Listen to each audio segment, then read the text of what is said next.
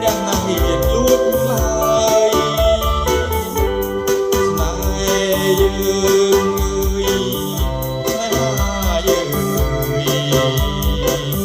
មិនដូចបបរសាឡើយភាសាបើស្អីជាសរសៃស្នាកុំច្រៀងបំពេសំលេងពីរោននៅកុំឆ្លុះកុំខឹងនឹងបងមើលធម្មជាតិទាំងពួងឆ្លើយឆ្លងឲ្យព្រោះស្រសាចង់ស្នេហាយើង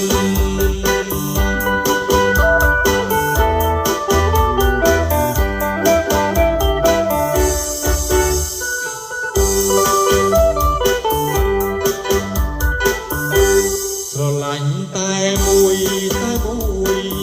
គឺជាត្រួយចិត្តដា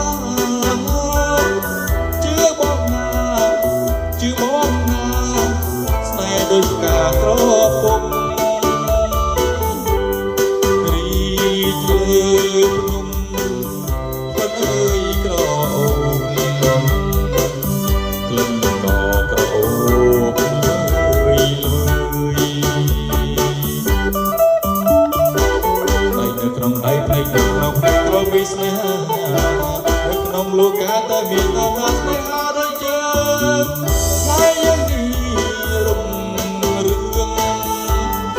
ភ្លើងឬផ្កាយធ្លាក់មកក៏ភ្លឺចាញ់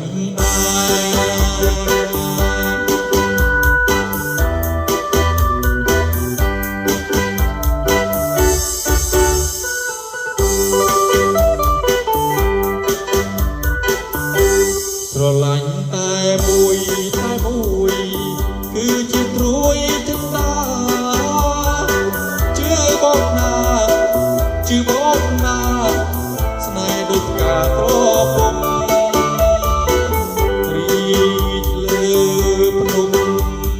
គាត់អើយក្រអូបក្លិនក៏ក្រអូបលើយ